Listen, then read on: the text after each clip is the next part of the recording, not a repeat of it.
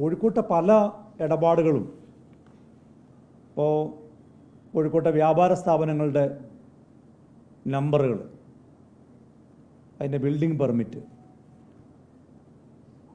കോഴിക്കോട്ടെ real estate ഇടപാടുകൾ, അങ്ങനെ പല സംഗതികളുണ്ട്. ഇത് ഒന്നും പുറത്തു പറയാൻ പലരും തയ്യാറാവുന്നില്ല. പക്ഷേ പല വിവരങ്ങളും ഞങ്ങൾ ശേഖരിച്ചു വരികയാണ്.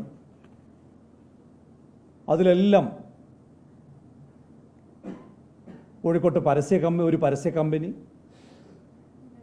ആ പരസ്യ കമ്പനിയിലെ ഒരു CPM-ൻ്റെ നേതാവ്, ഇവരെല്ലാം കൂടി ചേർന്നുകൊണ്ടുള്ളൊരു കോക്കസ് കോഴിക്കോട് കേന്ദ്രീകരിച്ച് പ്രവർത്തിക്കുന്നുണ്ട്. ആ കോക്കസിലെ അംഗങ്ങൾ ഉൾപ്പെടെ പാർട്ടിക്കകത്ത് ചർച്ചയാണ്. അതിൻ്റെ കൂടുതൽ വിശദാംശങ്ങൾ വരും ദിവസങ്ങളിൽ പുറത്തു വരും.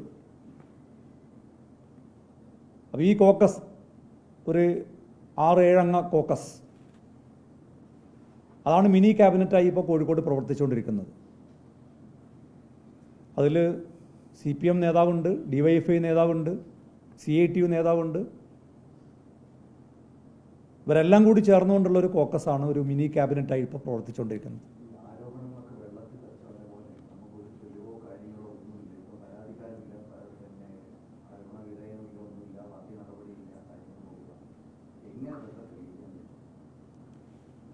അല്ല, അത് നോക്കാം, വെയിറ്റ് ആൻഡ് സി. തെളിവുകൾ പുറത്തു വരുമോ?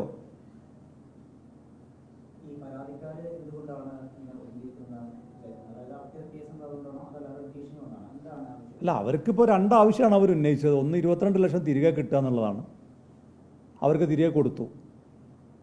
രണ്ടാമത് പ്രമോദ് കോട്ടൂളിക്കെതിരെ നടപടി സ്വീകരിക്കുക എന്നുള്ളതാണ്.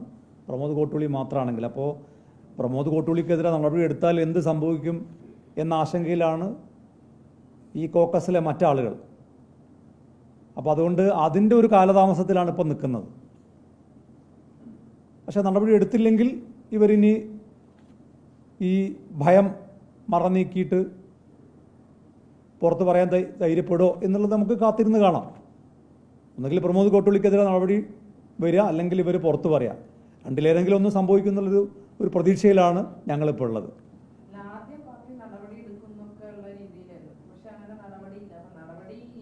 അല്ല, നടപടി ഇല്ല എന്ന് ഉറപ്പിച്ച് പറയാനായിട്ടില്ല. അതിൻ്റെ ഒരു നെഗോഷിയേഷൻ ഇപ്പോൾ നടന്നുകൊണ്ടിരിക്കുകയാണ്. നടപടി ഇല്ല എന്ന് പാർട്ടി ഇതുവരെ പറഞ്ഞിട്ടില്ലല്ലോ.